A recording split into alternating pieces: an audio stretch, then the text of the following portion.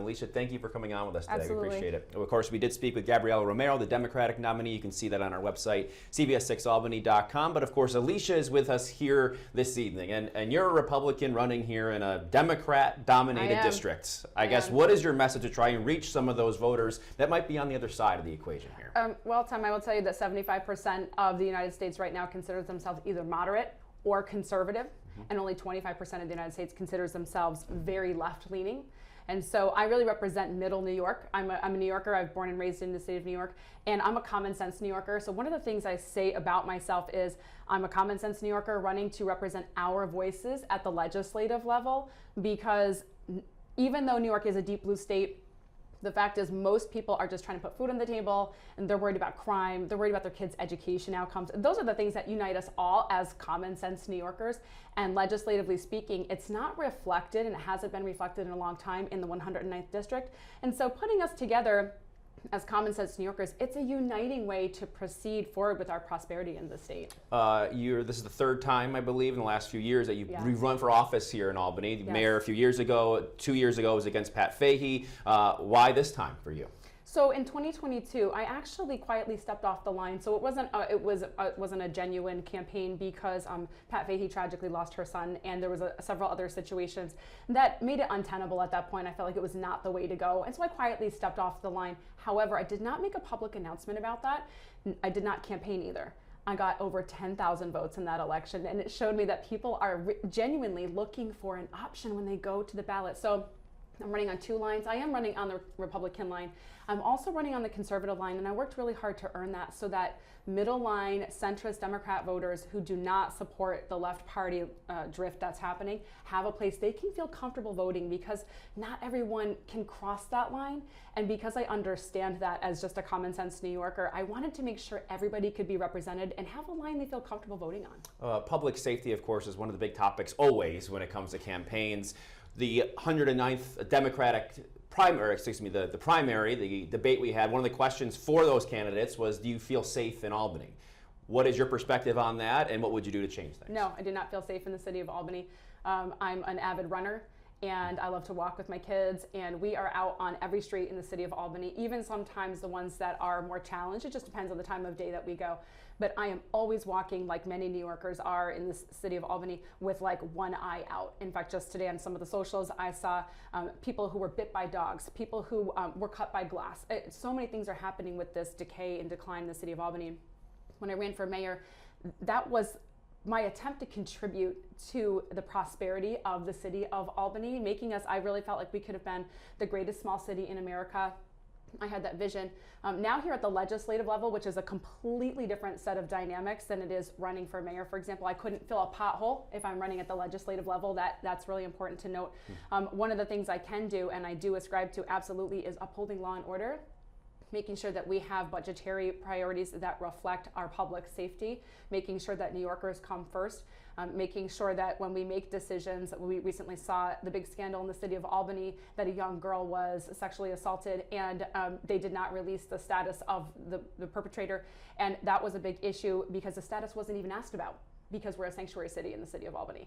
And that sort of thing can be dealt with at the legislative level. And so public safety in prioritizing the safety of New York, tax-paying New Yorkers, people who are residents here, they have to come first, and it hasn't been that way for a really long time. Why does the status of the individual matter in this case? There's been, and it's a terrible statistic, there's been more than a few dozen rapes in the city of Albany last year by individuals that, as far as we know, the status was an American, someone that was from here. Of course, in this case, it was not. It was an immigrant. Why does it matter? Largely speaking, because they tend to be above the law. Unfortunately, it's a lot easier to catch somebody when we have their driver's license on record, or maybe they have a prior record and we have their fingerprints on file. When you have people who are not being tracked, and hundreds of thousands of fighting age young men have come into the United States and they are not being tracked, that's a problem. We are, people like to say we're a nation of immigrants, and that's not true. We're actually a nation of citizens who came, we immigrated here, and that's a wonderful thing, and we should still continue to do that.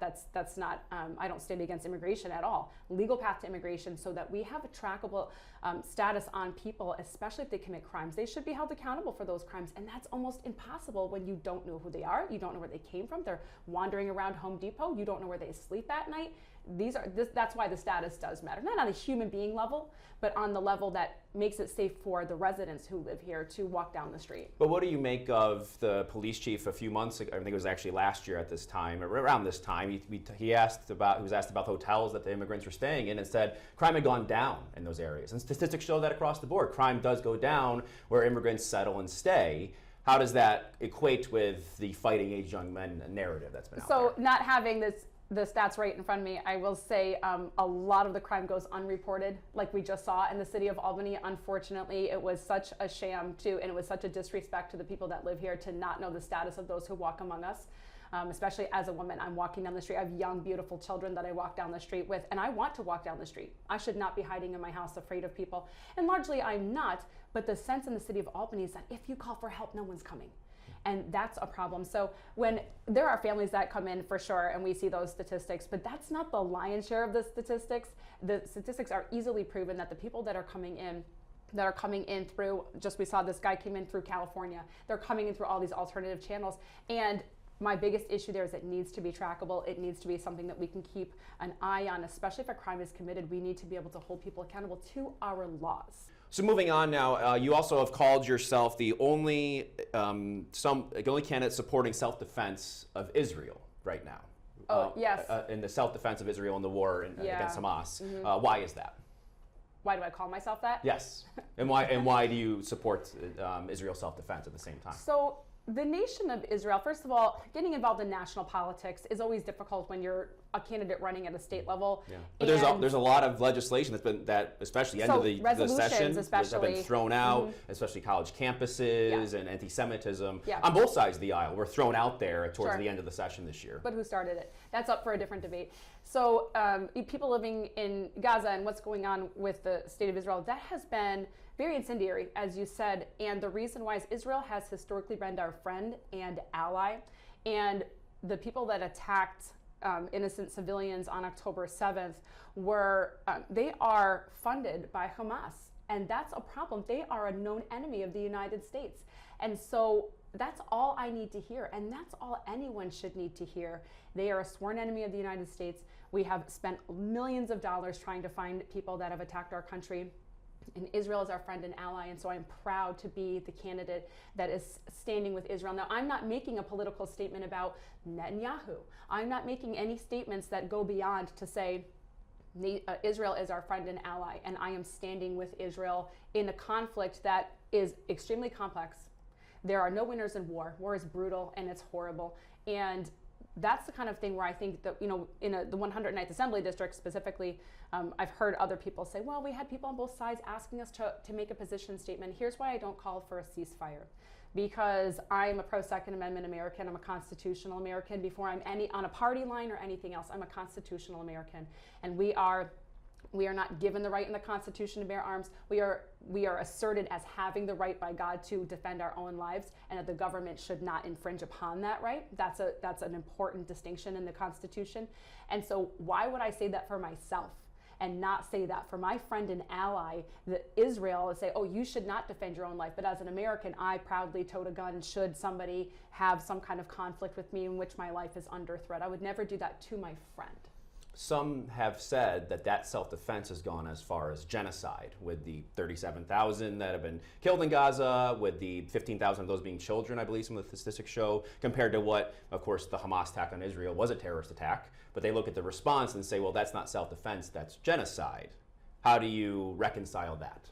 So I work really hard to stay within the boundaries of my lane, which is the 109th Assembly District. That's the first thing I'll say. But representing, I actually have supporters on all sides of the equation. And the one thing they all agree on is that war is a terrible thing. It is. That's where I begin and end. Is there are too many nuances in the conflict for an assembly candidate in the 109th Assembly District to weigh in. Having made my position clear that nationally speaking, Israel has been our friend and ally. And I don't know how you are with your friendships, but I'm loyal to my friends. Okay. Affordability. That's, of course, something a lot of people are talking about these days as well. I mean, the public safety affordability kind of goes hand in hand with even things that do directly impact the 109th. Yeah. When it comes to housing, you looked at what the state did the last year. They had pro-housing communities, things of that nature to try and incentivize making housing more cheap and stock. Where are you in the terms of in incentivizing municipalities to do this, and where Albany should stand in all of that when it comes to making homes and living in apartments more affordable? Well, speaking of affordability, inflation has to be addressed 100% right off the top. We're the highest tax states in the United States of America. And since COVID happened in 2020, over 600,000 people have departed the state of New York because of the tax burdens. And actually the opponent I'm running against is a tax the rich opponent, very, very clearly about that. And pro tenant, in fact, the Democrat primary, she was largely funded by a special interest group that was a housing interest group. And I think that needs to be made sure that people understand where the true interests lie. So as a candidate, I'm running on three prongs: peace, prosperity, and our potential in the state of New York. And sadly for us, that would be a new direction for the state of New York. So we're talking about affordability. Right now in the city of Albany, an average city has like 20 to 30 houses for sale. There are hundreds available in the state of New York right now, in the city of Albany, excuse me, specifically this area. There are hundreds of stock. So there is actually stock. The city of Albany was recently just had all their taxes reassessed. So now, because of inflation, houses that are impossible to afford. How about we address our inflated tax system? That would be a great place to start, so that people can sell their house for a reasonable price, so they can buy a house for a reasonable price. I am pro land ownership. I would love to see more people purchase even a small plot of land. The Albany County Land Bank has done wonderful things in trying to get land and homes to people at an affordable value. People sometimes they don't know about those programs. I have adult children who rent, and they struggle to make ends meet, even with two full-time incomes with rent. But one of the things that's happening in the city of Albany and in the 109th district is the state of New York has tried to come in and make sure there are percentages of new construction, for example, that have to accommodate like low-income housing. And while that sounds like a noble idea, and I'm not making a position statement on that, what has happened is people are refusing to build. So they don't want to build because they don't want to build a luxury apartment, so that somebody who has the means in a smaller apartment might go move into a luxury apartment. It's like I said, without making a statement on the morality of something like that, the fact is the numbers are showing it's driving businesses away. And really, landowners are small businesses if they've got a rental apartment or something. So there's a balance. I'm not making, I don't want to make Robin Hood out of any renter, and I certainly don't want to make the big fat cat landlords that everyone's afraid of to be the hero in the story. There's a balance there, but we can see economically the balance has not been struck with the old ideas, and it's time for a new direction. The ordinance, I think you were referencing there, the affordable housing ordinance, something that the mayor said before. Yes. That's actually something you align with Kathy Sheehan before the Common Council then went and overrode that veto. So there is some alignment there with Kathy Sheehan. There was. You mentioned the assessments, because I think that's a really interesting part of the story, especially for something that I covered when those came out and spoke to some of these small landlords. And they're people that are providing a lot of this affordable housing stock, whether it's broadcast out there or not. Because like you said, there's the big companies that are from New York City or from Florida that own these big apartment complexes, and then that's where some of the issues arise when it comes to the prices going up. Absenteeism, absolutely. What can you do? You mentioned, I talked about these assessments, you mentioned the taxes, and I believe at that time there was some calls saying, well, what can happen at the state level to avoid and come in and help when these assessments, which hadn't been done in 6 years and were reflective of, according to the city and the auditor, the city, that this is what the situation is right now from what their data showed. What can the state do as a legislator to say, how can we help? Because now this small landlord, he's gonna have to raise his rent from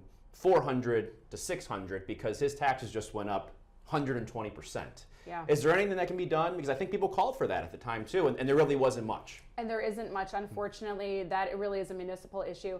And and you're right about somewhat of an alignment with Kathy Sheehan on that. I said the same thing. I showed up to the Common Council, said I would have vetoed this. I met with Alfredo Ballerine, who started that good cause eviction legislation.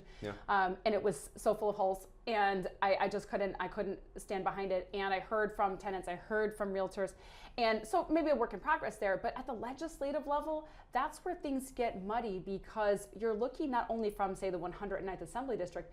I'm just one vote on anything regarding the state, and unfortunately, I can say Albany's a priority, But do 149 of my colleagues say that Albany is a priority? Not necessarily. And so the work would have to be something that serves the city of Albany and is also applicable to the entire state. When we've got things like the North Country and then New York City, they're so different, and even rental costs, for example. So legislatively speaking, I would say one of the great things that I am, especially as a journalist, that's my background, I'm a great listener, and I would never purport to know everything on a topic, and I would love to hear, and I tell people all the time, the biggest difference you'll see when I'm in office is that I want you to lobby me. I want you to approach me with your cause. I don't care what it is. We don't have to agree on it. I want to learn. I want to hear your side of things. I want to hear your position, because so much we have in common as common sense New Yorkers and just human beings in general. That has been a huge gap in the 109th Assembly District up until this point. Impossible to get a meeting with Pat Fahey unless you are on her team in some way. I have tried to lobby her multiple times for several issues that I care about. I am very different in that way. So if there is something where people say, hey, we have a solution, we have a workable idea, I want a meeting and I want to hear more about that so that I can learn as well and make an informed decision when I go to represent you, when it's my turn to cast a vote or even write a piece of legislation that is mutually beneficial to common sense New Yorkers. And there are more of us, the common sense New Yorkers, than there are of any other kind. Well, at the same time, you do have Pat Fahey, who was in this district, very prominent and very visible, Very despite much so. like what you said, very busy at the same time. Yeah. How can you use that momentum that she built and some of the ideals maybe? Is that something you're interested in building 100%. off of what she did? Because of course that did resonate with voters for a long time here. Yeah, so first thing I'll say is this. A lot of social media existence where people see, the kissing of the babies and the shaking of the hands. And as a journalist, I have that whistleblower watchdog personality. And so I always want to know, the motto I say in the company that I run is, there's always more to the story. And so I want to look beyond the photo and I want to read the legislation. I saw you kiss a baby. What did you do when you were in the office? And so I have tracked Pat Fahey's legislation over the past several years. And one of the things I loved actually is she had an initiative about putting speed cameras in school zones. Mm-hmm. Oddly, that's not available right now to us. Yeah. And that's really important. So there are all kinds of things that she's done that are beneficial to the common sense New Yorker, where you're going to see a dividing line is in fiscal responsibility and what our fiscal priorities are. What sets me apart from all the other candidates that are running and also from Pat Fahey is I am people first, then policies for the people. I don't come in with policy ideas and then say, let's see how we can cram people into what I brought to the table. It's pivotal. And having that difference is that it feels like a nuance, but it's substantial because people don't feel heard, they don't feel seen. And out and about is great. I'll be out and about, but I'll also be in my office making sure that there are appointments, because I have set multiple appointments, not just with Pat Fahey. I did the same thing with Neil Breslin, who is my senator. And I tried to lobby for things that I cared about over the course of several years, and never once did either of them show up. They sent office workers, and it was insulting as a constituent. You mentioned legislation, things that she championed and supported. New York Heat Act is one of those things when it comes to the climate. While you might not be part of that legislation, how did you feel about it, and what would your voice about climate be in the legislature? Because obviously that is something that is very on the radar here in New York, as you know. Yes, we have aggressive goals in terms of energy, except 2 pieces of it just failed recently that we're not going to reach those by 2030. And also, I will say this, not even Governor Hochul supports the Heat Act right now in its current iteration, and I'm aligned with her.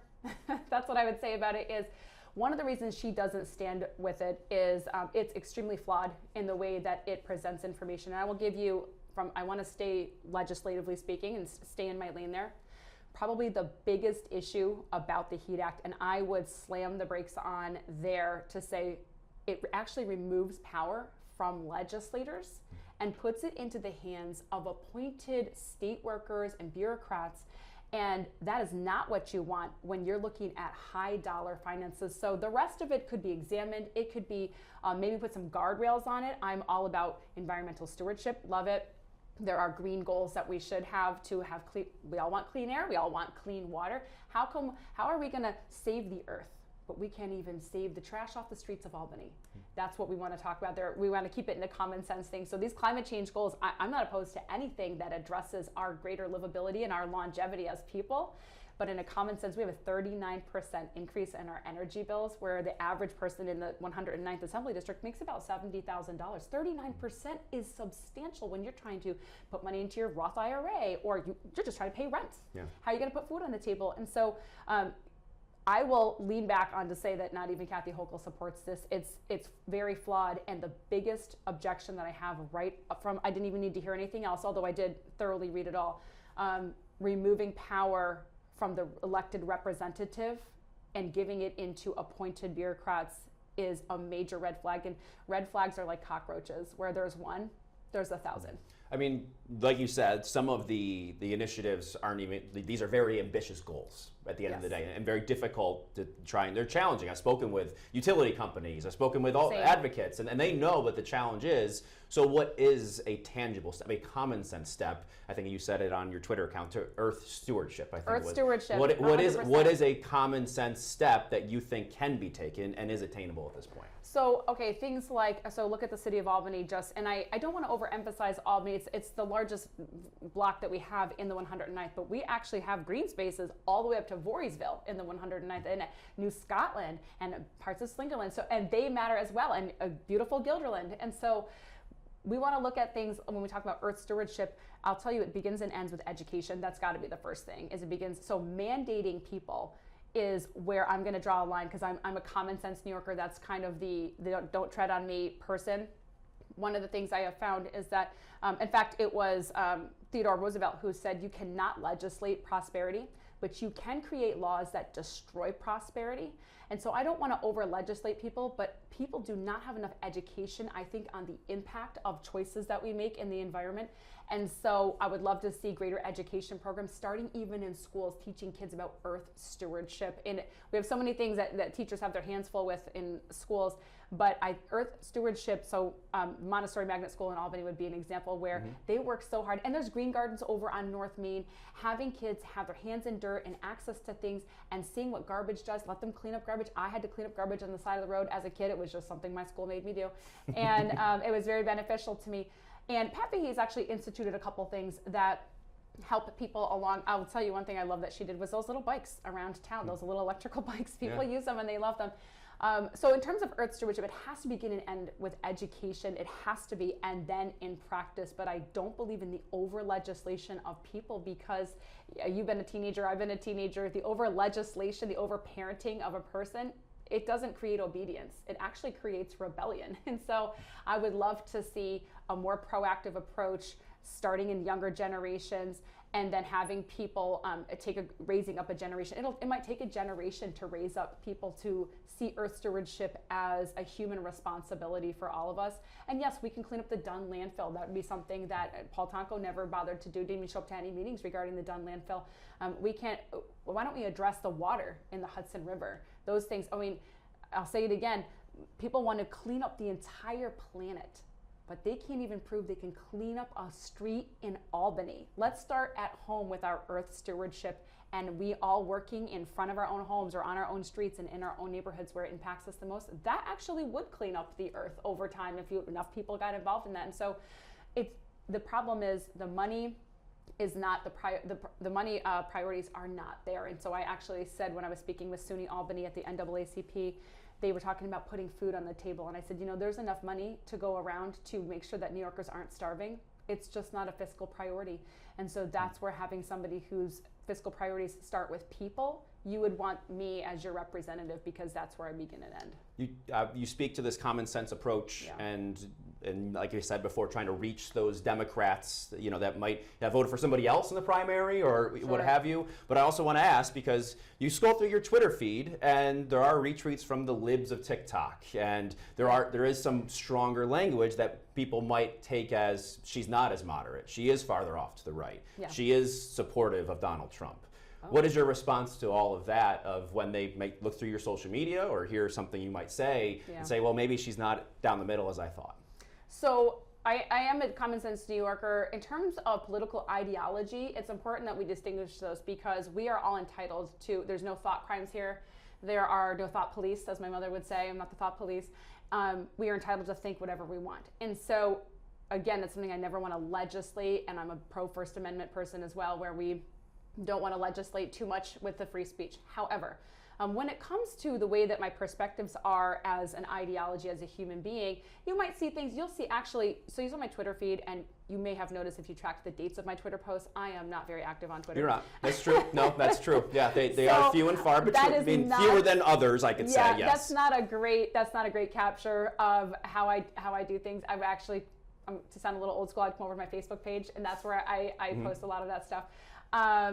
So in terms of presidential things, the way that I put that, you'll see things on there, but you'll actually see things on both. I don't think every Democrat is bad, and I don't think every Republican is good. As a common sense person, I look at my presidential pick like this. Look, he's not my pastor. He's not my father. He's a president, and he has, whoever that is, has got to be mentally sound. They've got to be physically able to bear the burden of the job. And sometimes I actually worked, one of my first jobs was for a former Washington Post reporter that worked under the Kennedy administration. And so we were very different in our ideologies. It's not the same thing as operating in day to day, but in our ideologies, we were different. And he had me covering the Obama campaign at the time. And one of the things he said to me was, "You're gonna have to hold your nose and vote." And I took that really seriously. He was a political reporter, and so sometimes you have to hold your nose and vote because there is a larger thing. Now, let's look at some political ideology things that could be concerning for people. So I am somebody I'm a pro-life American. Now, in the legislative district, has no impact in the state of New York in any way, shape, or form. Being pro-life, there's not a vote on the table for that right now. There's not legislation that's come through any committees. And so I pose no threat to anything regarding abortion in the state of New York. And it's important to note where I am pro-life. I am pro-life I would not put tax dollars toward assisted suicide, for example. I would want to make sure that single moms, I was a single mom for 8 years, that single moms have enough food and shelter to take care of the children that they did choose to have without making a statement on anyone else's choice. And so it's important to note that when you see things that people like to inflame the national politics, that has nothing to do with the 109th Assembly District at the legislative level. My vote in the state of New York is a common sense vote for the everyday New Yorker.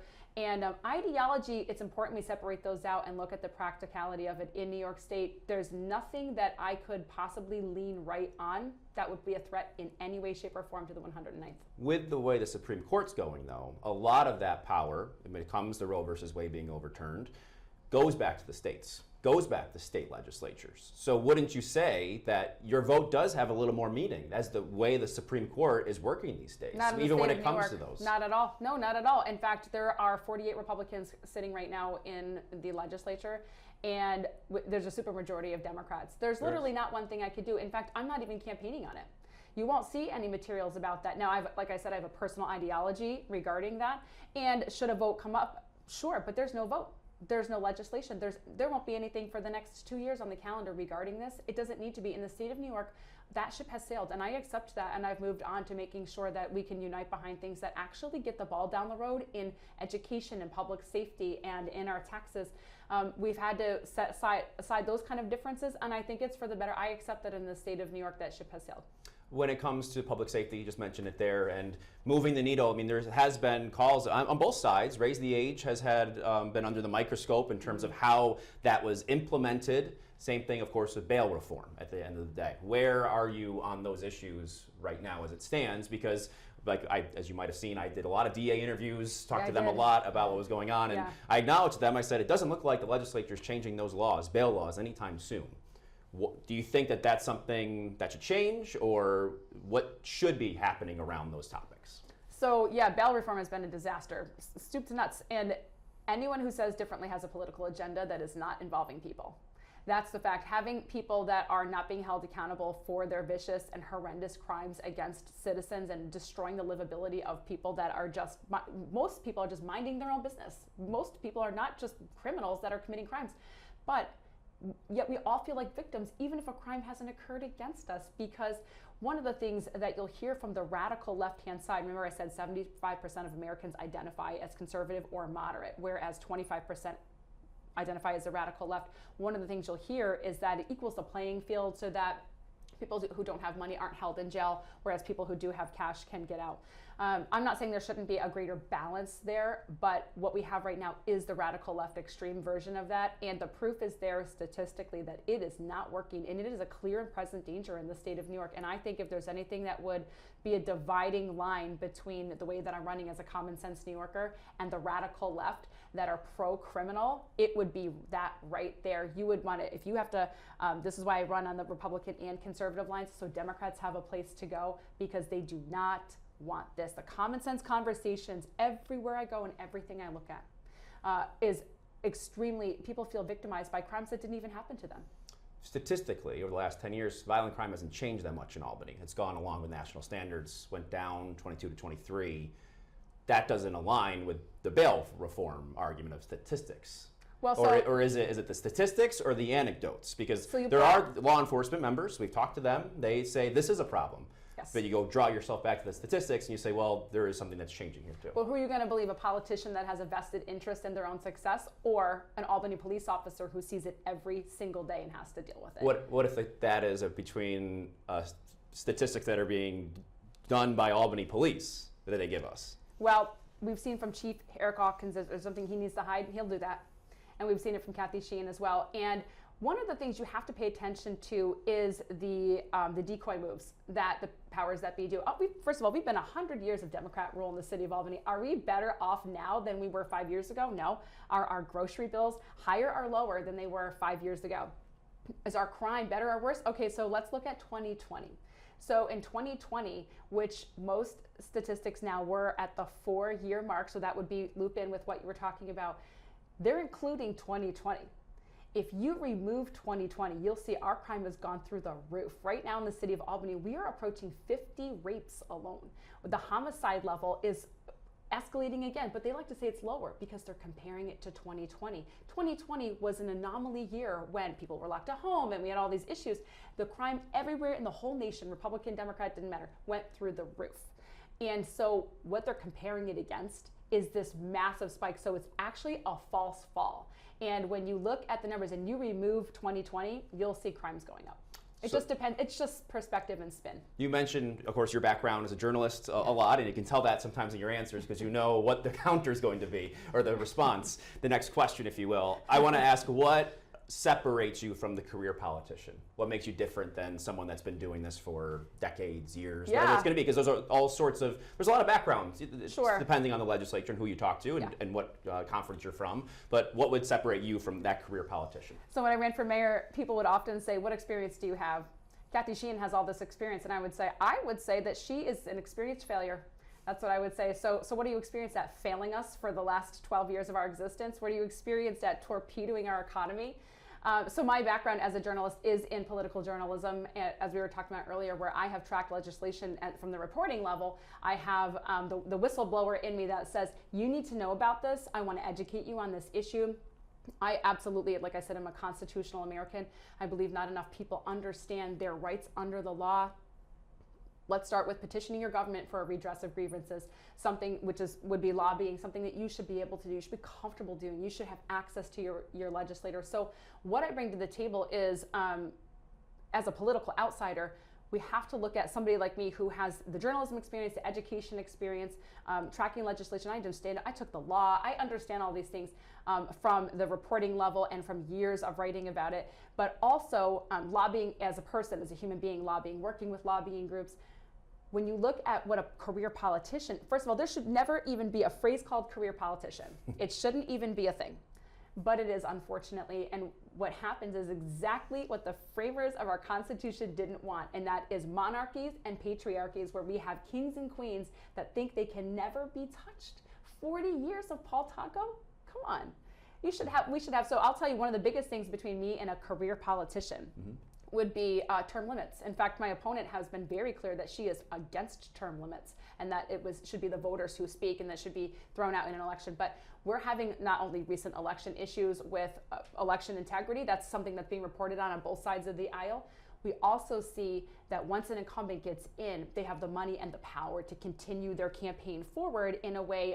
One of the things that the Common Council and some of the legislators recently were at the county level were accused of was campaigning when they should have been working by sending out multiple flyers. And was even asked by WAMC, they were like, will you stop doing that? People want you to stop, because they're campaigning. And so it really sets up the common voter to fail, and any others who want to run against them, because using taxpayer dollars, they are able to passively campaign. And so you want somebody who believes in term limits, first of all, as a legislator, is willing to, I would sacrifice my own career for that and say, yes, okay, if I can't get it done in 10 years, that's 5 terms. If I can't get it done, then either I've failed or succeeded, and now it's time for me to open up the seat to 2 other people that'll come in. That's substantial here in the state of New York. It's simply not being done. And career politician is what you will get if you do not elect me, I promise. Alicia, we appreciate your time. Thank you. Thank you, Tom. We'll be talking again, I'm sure.